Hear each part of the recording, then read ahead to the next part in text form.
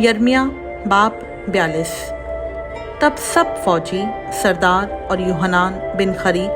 और यसनिया बिन हुसैया और अदना और आला सब लोग आए और यिर्मयाह नबी से कहा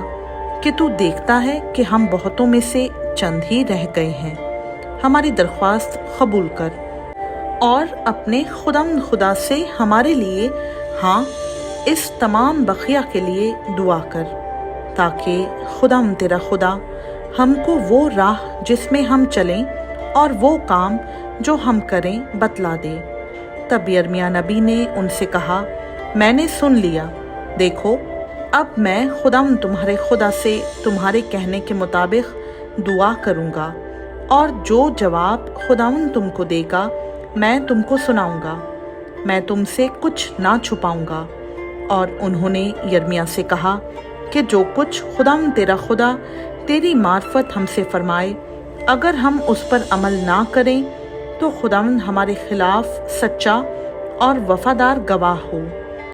ख्वाह भला मालूम हो ख्वाह बुरा। हम खुदावंद अपने खुदा का हुक्म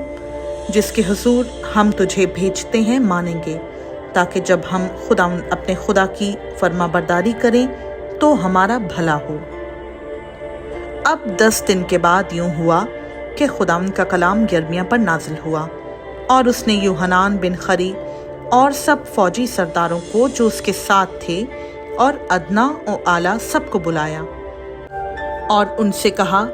कि खुदावंद इस्राएल का खुदा जिसके पास तुमने मुझे भेजा कि मैं उसके हुजूर तुम्हारी दरख्वास्त पेश करूं, यूं फरमाता है, अगर तुम इस मुल्क में ठहरे रहोगे तो मैं तुमको बर्बाद नहीं बल्कि आबाद करूंगा और उखाड़ूंगा नहीं बल्कि लगाऊंगा, क्योंकि मैं उस बदी से जो मैंने तुमसे की है बाज आया। शाह बाबल से जिससे तुम डरते हो ना डरो। खुदावंद फरमाता है, उससे ना डरो, क्योंकि मैं तुम्हारे साथ हूँ कि तुमको बचाऊं और उसके हाथ से छुड़ाऊं, और मैं तुम पर रहम करूंगा ताकि वो तुम पर रहम करे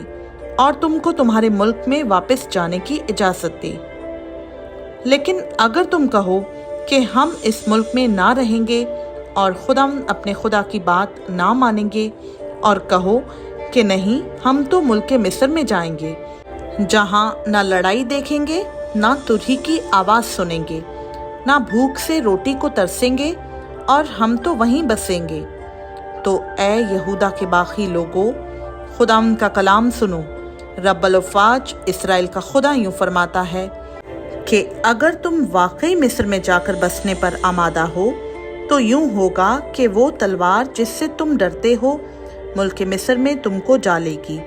और वो काल जिससे तुम हिरासा हो मिस्र तक तुम्हारा पीछा करेगा और तुम वहीं मरोगे। बल्कि यूं होगा कि वो सब लोग जो मिस्र का रुख करते हैं कि वहां जाकर रहें, तलवार और काल और वबा से मरेंगे। उनमें से कोई बाकी ना रहेगा